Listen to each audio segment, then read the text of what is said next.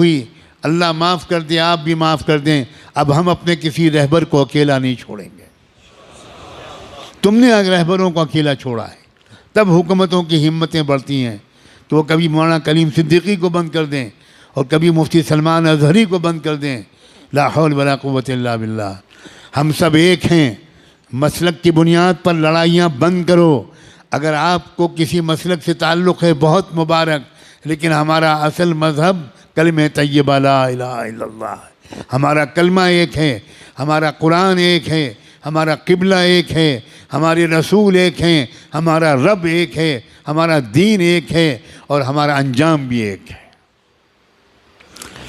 کسی طرح کا جھگڑا نہیں۔ یہ اہل سنت کی مسجد ہے اور یہ تبلیغیوں کی مسجد ہے۔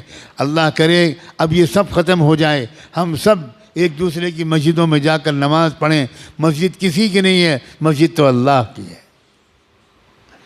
گلے مل جاؤ، ایک دوسرے کو دعوتیں کرو، ایک مسلک کے علماء دوسرے مسلک کے علماء کو کی دعوت کریں، دسترخوان بچھائیں، ان کے ہاتھ چومیں، ان سے دعا کی درخواست کریں۔ یاد رکھنا ہر مسلک والوں میں کچھ خوبیاں ہیں، یہ سب مسلک مل کر ایک امت بنے گی۔ اب کب تک یہ مسلک کا ہم لوگ ڈھول پیٹیں گے؟ اب بن جاؤ ایک امت، اس لیے کہ دشمن ایک امت بن گیا۔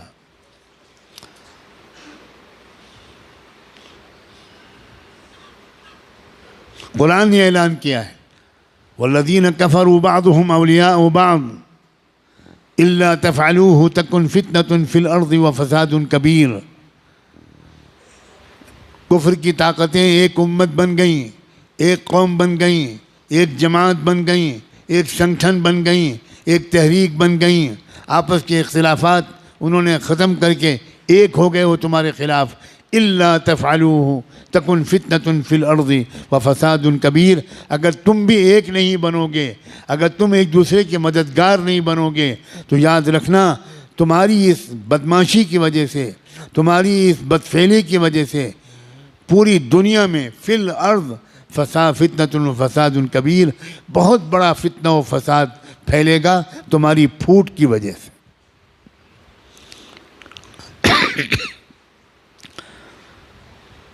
اب تو نہ مدرسے چھوڑے جا رہے ہیں، نہ درگاہیں چھوڑی جا رہی ہیں، مدرسوں پر بھی بلڈوزر چل رہے ہیں، مسجدوں پر بھی بلڈوزر چل رہے ہیں، اور درگاہوں پر بھی، مزاروں پر بھی بلڈوزر چل رہے ہیں۔